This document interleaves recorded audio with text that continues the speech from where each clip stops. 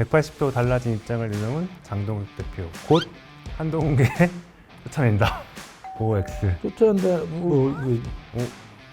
형 같이 그럼 이거지. 쫓겨나는 과연 한동훈과 함께했던 사람들이 얼마만큼 한동훈을 도우면서 세력을 형성하면서 저항할 수 있겠냐. 공천에 영향을 미쳤거나 비례대표 순위를 정할 때 좀 영향을 미쳤거나 잘 나갔을 때 서로 도왔던 사람들인데 그 어려움을 겪었을 때 앞으로 어떤 미래가 있다고 그분하고 함께 할지 나는 저항이 그렇게 세 보이지 않아요. 그러니까 한동훈계라고 하는 게 저는 이제 친한계라는 앞에서 하는 얘기보다 뒤에서 하는 얘기가 더 솔직하고 재밌다. 법정모독 커튼콜 시작합니다. 드디어 돌아왔습니다. 3주 만에 컴백한 원조 짠내 형님들 김근식 경남대 교수, 김철근 전 개혁신당 사무총장님 오셨습니다. 어서 오세요. 네, 안녕하십니까. 그 두 분이 안 나오냐 이런 댓글이 많았어요. 일단 3주 만에 최고위원 낙선의 아픔을 딛고 출연하신 우리 근식이 형, 극복은 좀 되셨어요? 예, 뭐 사실 될 거라고 생각을 했었는데 그때 우리 김 총장 말대로 수석 이야기를 하는 바람에 좀 뭐가 잘못된 것 같아요. 그러니까 1,300표 차이밖에 안 네. 나고 나 발표했을 때 충격 먹었어. 나도 충격 먹었는데. 당연히 될 줄 알았는데. 근데 속으로는 이제 아침에 일어나면 이제 아침마다 기도를 하거든요. 그렇게 되는 게 도움이 되는 거라면 되게 해주시고 안 되는 게 도움이 되는 거라면 안 돼도 괜찮다 이런 기도가 나오더라고. 거기 안 들어가는 게 이 신이 봤을 때는 오히려 낫지 않겠냐라는 판단을 하신 게 아닌가라고 자유하고 있어요. 오늘 보니까 진짜 짠하네. 야, 그럴 때 자유를 잘해야 돼. 이거 살도 빠졌고. 술을 못 먹었어요. 그나마 술 안 먹은 게 다행이야. 네, 지금 몇 주 동안 안 술을 못 그랬으면 먹고 있어요. 몸까지 안 좋아졌을 텐데. 저희 돌아온 형님들을 위해서 또 제작진이 준비한 게 있습니다. 준비한 걸 바로 꺼내네 이번에는. 자, 뭐야? 진짜야? 이게 뭘까요? 우와 이거 뭐 먹는 건가? 짜잔. 와우. 소금빵. 소금빵. 왜 소금빵이겠어요? 짠내 가득한 소금빵. 눈물 젖은 빵. 교도소에서 출소한 날 먹는. 두부 먼저 먹는 하나. 거야, 두부 먹는 느낌으로 하나 일단 드시죠. 교도소 출소는 좀 너무한 거 아니야?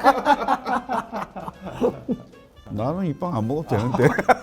먹어. 먹으면서 얘기하시죠. 뭐 특별한 당직이 없잖아. 그래서 당직 없다고 짠내 나는 빵을 먹어야 되는 거야?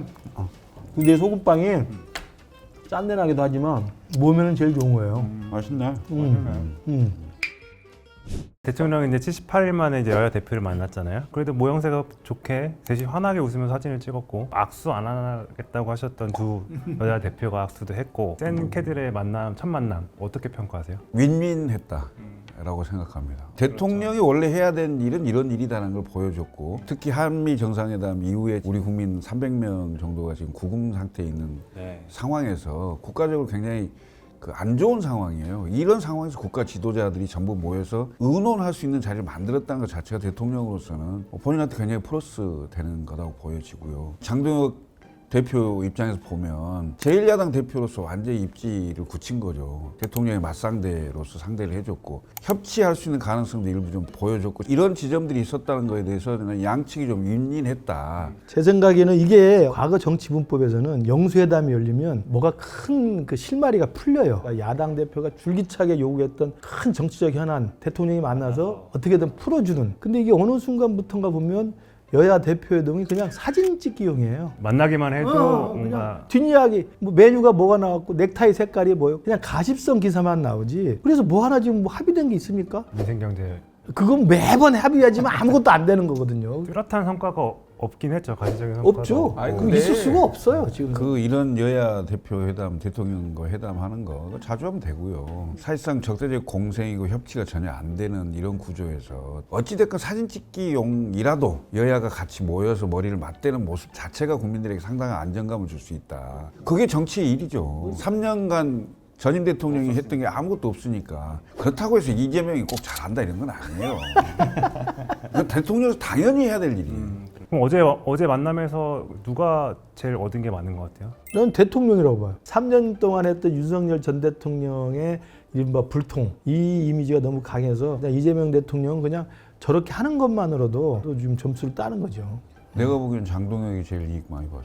그래요? 대통령의 맞상대가 됨으로 인해서 네. 정치적인 위상이 굉장히 커졌다. 전당대회 때 막 외쳤던 완전 극우적인 발언 있잖아요. 대통령과 여야 회동을 하면서 굉장히 희석됐다. 라는 게 있을 수 있어서 정치적 이익은 장동혁이 가장 많이 봤다. 저도 뭐 그건 동의를 하는데 그게 또 한편은 독이에요. 장동혁을 세게 밀었던 사람들은 불만인 거야. 장동혁 대표 전당대회 했던 가장 그 큰 구호가 뭐예요? 제대로 싸워야 된다. 이재명 독재를 내가 무너뜨리겠다. 막 그런 거 했잖아요. 이 형은 아직도 전당대회 좀 어이, 여독에 남아있어. 왜 이렇게 장동혁을 뭐라 그래? 뭐라고 해야지. 이번에 영수회담 때 보면 말이 너무 유해. 거부권 행사해달라고 요청을 하잖아요. 이건 나는 야당 대표가 할 이야기는 아니라고 봐요. 제2요구권은 여당이 하는 거거나 국무위원들이 하는 거예요. 이재명 독재를 무너뜨리겠다고 막 소리치고 난리치면서 표 얻은 사람이 제2권 좀 행사해 주세요. 저는 잘했다고 보는데 그분을 강하게 지지했던 이른바 저한테 배신자라고 외쳤던 그 사람들은 허탈했을 거야. 저럴라고 뽑아줬나 생각할 거예요. 지금 강성우파 시각에 빙의해서 말씀하시는 거니까. 왜냐하면 그래서 그 장동혁 대표 행보가 갈짓자 행보를 할 수밖에 없어요. 굉장히 어려워요. 어쨌든 뭐 이렇게 주식시장으로 따지면은 최근 한 달 사이에 가장 주가가 급등한 게 장동혁 대표인 것 같아요. 당 대표 될 거라고 이렇게 많은 사람들이 예상하지 못했는데 급등하면 이게 사이드카 발동하고 그러는 거 아니야? 아직 안 하고 있는 것 같은데 대통령 만나가지고 존재감도 드러내고 나름 정치력도 발휘하면서 이제 좋은 점수를 받았지만 또 이제 정통 지지층 이제 강성 우파들 어떻게 볼지는 좀 궁금할 것 같아요. 그래서 그래서 준비한 게 저희가 이제 또 있어요? OX 장동혁의 그러니까 말이 길면은 뭐가 준비한 게 나와. 딱 걸렸네. 1번 이재명 대통령을 만난 장동혁 대표 윤석열 전 대통령 면회를 갈 명분을 얻었다. OX. 형님 먼저. 그러니까 갈짓자 행보라는 게 김도읍 정책위장 임명한 거 보고 사람들이 봐라 정치이니까 중도로 가지 않느냐. 표를 얻을 때 전당대회 때 발언과 당대표가 된 다음은 다를 거다라는 이야기를 했잖아요. 근데 또 며칠 지나서 연합뉴스 인터뷰할 때 보면 더 센 발언을 해. 한동훈하고는 절대 못 간다. 그 다음에 또 이제 이번에 이재명 대통령 만나면 또 굉장히 유한 발언들 하잖아요. 그렇게 했기 때문에 강성 당원들한테 진 빚이 있잖아요. 그걸 풀어줄 수 있는 또 하나의 행보를 할 수 있는 거리를 만들어 놓은 거야. 내가 또 이만큼 중도 행보를 했으니까 또 한 번은 또 이쪽 행보를 해줘야 되는 거야. 저는 그래서 갈 가능성이 있다고 봅니다. 내가 보기에는 계속 이런저런 핑계를 대서 미룰 거라고 봐요. 최종적으로 안 간다는 얘기는 안 할 거예요. 자꾸 이제 기회를 봐서 상황이 생기면. 핑계를 대서 그 이유는 타겟이 정해져 있어요. 장동혁은 한동훈은 타겟이에요. 나머지 사람들에 대해서는 상당히 유화 제스처를 취할 가능성이 있어요. 그렇게 해서 자기 세력을 만들려고 할 거다. 한동훈도 그다음에 윤도 상당히 멀리할 가능성이 있다. 이제 말 나온 김에 두 번째 질문. 한동훈 전 대표를 품겠다고 하더니 며칠 만에 어떻게 함께 정치를 하냐. 180도 달라진 입장을 내놓은 장동혁 대표. 곧 한동훈계 쫓아낸다. OX. 쫓아낸다. 형 같이 그럼 이거지. 쫓겨나는 쫓아낸다라는 말은 좀 너무 센 표현 같고 당원 게시판 문제는 할 거예요. 김민수 최고도 이야기했고 네. 장동혁 대표도 이야기했고 원내에서도 한동훈 대표에 대해서 이제 비유호적인 사람들은 그 부분을 계속 끈질기게 이야기를 하기 때문에 장동혁 입장에서는 한동훈에 대한 일정 정도의 공격의 모습을 보여줘야 되는데 공격할 수 있는 가장 적절하면서도 별로 크게 흠집나지 않을 수 있는 게 당원 게시판 문제예요. 아주 집요하게 할 가능성이 있다. 그렇지만 그걸 파헤친다 하더라도 한동훈이라고 하는 상징성이 갖고 있는 정치적 자산이 있잖아요. 그런 걸 인정하는 선에서 보면 한동훈 대표 전체를 정치적으로 완전히 죽일 수는 없죠. 그건 너무 무모한 게임이 되는 거예요. 당원 게시판 정도로 계속 잼만 날리는 정도 하지 않을까 싶어요. 제가 보기에는 한동훈 대표의 지지세라는 게 결국 모래성인데 과연 한동훈과 함께했던 사람들이 얼마만큼 한동훈을 도우면서 동지적인 관계로 세력을 형성하면서 저항할 수 있겠냐. 내가 보면 별로 그것도 없어요. 한동훈 잘 나갔을 때 공천에 영향을 미쳤거나 비례대표 순위를 정할 때 좀 영향을 미쳤거나 잘 나갔을 때 서로 도왔던 사람들인데 그 어려움을 겪었을 때 앞으로 어떤 미래가 있다고 그분하고 함께 해야 할지 나는 저항이 그렇게 세 보이지 않아요. 저는 이제 친한계라는 표현을 별로 좋아하진 않는데 대칭되는 이름이 친윤계잖아요. 친윤계가 무슨 노선이 있어요, 정체성이 있어요, 무슨 그냥 윤석열이라는 권력자를 쫓아갔던 무리들 아닙니까? 저는 그래서 계속 혁신파 뭐 이렇게 이야기를 하는 게 맞다고 보기 때문에 근데 그 개혁과 혁신의 큰 흐름에 한동훈이 좌장 역할을 하고 있는 건 사실인 거예요. 그래서 저는 한동훈 대표와 함께 큰 흐름의 방향에서는 같은 배를 타고 있는 것이죠. 친윤계라고 하는 정치적 이해관계로 뭉친 집단하고는 또 다른 집단이에요. 아, 그건 이제 우리 뭘 그렇게 봐요. 형님만 그렇게 생각하는 거야. 아니 나 그렇게 생각한다고. 뭐 댓글에 또 어떻게 할지 모르겠지만. 댓글 의식하지 말어. 뭔 댓글. 아니 나 보진 않는데 누가 전해줘. 자, 세 번째. 공천 요청이 쇄도하고 있다고 얘기했던 전환기 씨. 이제 내년 지방선거에서 자유우파 목 30석을 달라고 한 유튜버 고성국 씨. 장동혁 대표가 이런 분들 다 포함해가지고 연합 공천을 한다 안 한다. 그 무조건 이거지. OX.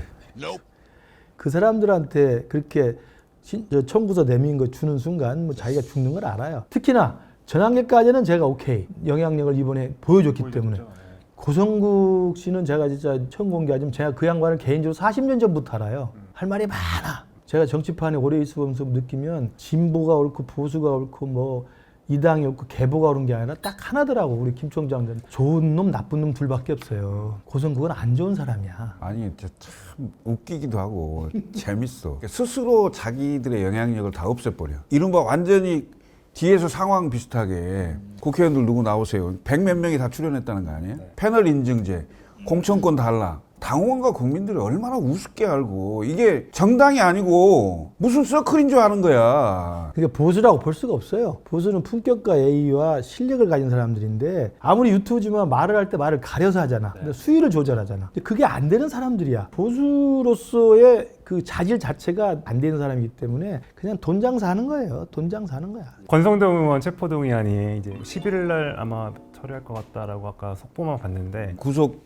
실질심사 갔을 때 나는 국회에 방탄을 쓰고 않고 왔다. 그래야 증거인멸이나 도주 우리가 없는 거지. 그렇죠. 검사 출신이잖아요. 그러니까 재판에서의 어떤 유리한 고지를 점하기 위한 전략으로 어차피 안 되는데 굳이 내가 왜 그러면 구속을 피할 수 있는 명분이라도 생긴다 이거지. 그렇게 할 가능성이 있다 이거지. 역시 조사를 많이 받아봐서 안 해. 나 거기까지는 안 갔어. 실질심사까지는 안 갔어. 오늘 안 받아보셨죠? 나도 경찰서 몇 번 갔지.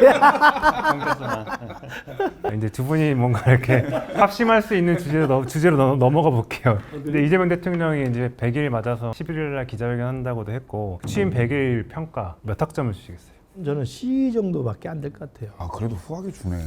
C 제로면은 사실은 낙제점이에요. 좋은 건 아니죠. 그럼. C면. 우리 둘이는 공부를 잘했기 때문에 C라는 건 우리 받아본 적이 아, 없어요. 그래 나는 학교 다닐 때 다 C대로 깔았잖아. C대로 시들 했잖아.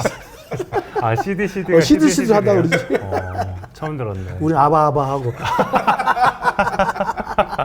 형님은요 그러면? 저는 뭐 D뿔 정도 전임 정권에 비해서는 잘했다고 보지만 그게 대통령 자리에서 그냥 해야 될 일이고 이번에 정부조직법이라든지 그리고 실질적인 어떤 조치로 봤을 때는 그런 게 별로 없어요. 근데 나는 이재명 대통령이 기저효과를 기본적으로 플러스 요인으로 감고 국정을 운영을 했으면 좀 더 지지율이 더 높을 수도 있는데 가장 큰 그 장애물이 뭐냐면 민주당이라는 장애물이에요. 그러니까 자기가 뭘 하고 싶어도 뒤에서는 김어준이 상황으로 조정하지 정청래는 앞에서 날뛰고 있지. 그다음에 거기에 있는 또 친명들이나 이런 사람들은 대통령은 대통령으로 끝나는 거고 공천권 행사하는 사람이 아니잖아. 자기의 공천과 배지만 생각이 있는 거예요. 민주당이 컨트롤이 안 돼. 지금 이재명 대통령은 이상하게 지난번 총선 때 공천 때는 그렇게 막 비명 행사 시키고 했는데도 불구하고 본래 변방에서 올라온 비주류에서 그런지 모르지만 대통령이 되는 순간 민주당에 대해서는 영향력이 갈수록 쇠퇴하는 것 같아요. 민주당의 똥인지 된장인지 모르고 날뛰는 걸 대통령이 적절히 제어하지 못하면 알 수 있는 게 아무것도 없다고 봐요. 아니, 그러니까 왜 힘이 없냐면 이명박 대통령은 임기 초반에 공천권 행사했고 맞아요. 이재명 대통령은 딱 중간에 걸치거든요. 임기 2년 놔두고 그때쯤 힘 다 빠지죠. 힘 쓸 수가 없어요. 그래. 집권당이 굉장히 불리한 상황인데 그때 이재명 대통령 사진을 쓸지 말지인데 다. 근데 요새는 사실 그렇게 막 들이받는 사람도 없어요 별로. 아니 지금 100일 됐는데 저 정도면은 좀 지나면 들이받는 정도가 아니지. 정청래 이미 시작한 거지. 그러니까 일단 정청래 대표 이슈가 있고 또 하나는 이제 조국 대표 이제 사면하면서 차기 대선 주자들이 주목을 받는 상황이 와버렸고 그런데 뭐 조국이 이렇게 되면서 땡큐가 된 그렇죠. 거죠. 그래서 마지막으로 얘기할 부분이 그 부분이었는데 지금 그 성비비 문제 관련해가지고 결국에는 이제 뭐 지도부 다 사퇴해버렸고 결국에는 이제 조국 대표가 조기 등판하는 거 아니냐라는 해석이 나오는데 조기 등판하는 게 좋을까요? 나는 조국 대표가 사면돼서 나왔을 때 그럼 바로 전당대회 하면 되지. 왜 전당대회를 11월로 미룬지도 나는 의문이고. 개혁신당이랑 좀 다른가 본데. 아니 개혁신당 훨씬 쉽거든. 아니 무슨 거긴 더 쉽죠. 뭘 쉬워, 나 고생했어. 아니 조국당 말이야. 조국당. 거기라니까 난 줄 알았잖아. 아직도 지금 머릿속에 전당대회 트라우마가. 아니 조국 지금 전 대표도 뭐 입장문에 보면 내가 당원이 아니어서 뭐 비당원 상태에서 뭐 이런 얘기를 하는데 조국 당은 조국이 없으면 안 꼽는 찐빵이에요. 그냥 조국이 답니다. 자꾸 나는 아닌 것처럼 공당인 것처럼 이렇게 그 공당은 빌공짜야? 예, 치장을 하는데 그게 안 되는 거죠. 그러니까 피해자도 그렇고 국민들도 조국 대표의 그 입장문 보고 이런 비겁한 놈이 어딨나. 이제 그러고 나서 요즘 또 이걸 하더라고요. 이게 뭐야 이게. 그러니까 그 특유의 그 관종, 그 특유의 그 실력 없음, 그다음에 그 알맹이가 없음, 그러니까 겉멋이야. 폼생폼사잖아. 그게 이번에 딱 걸린 거예요. 그래서 저는 정치적으로 큰 위기라고 생각하는데 등판 여부는 안 나올 수는 없어요. 왜냐하면 내년 지방선거를 치러야 되는데 조국 없이 어떻게 치르겠어. 어찌됐든 내년 지방선거에 조국혁신당이 존재감이라도 미미하지만 보이려면 조국이 본판에 들어올 수밖에 없어요. 그래서 결국 자기 성적표를 받아 안아봐야 돼. 제가 보니 이번 건으로 쉽지 않아요. 민주당이 콧노래 부르게 생겼어요. 그러니까. 네. 그러니까 오히려 민주당 쪽에서는 사실상 불감증 고소원이더라고. 여기서 완전히 이 상황에서 조국을 정리하려고. 그런 것 같더라고. 네.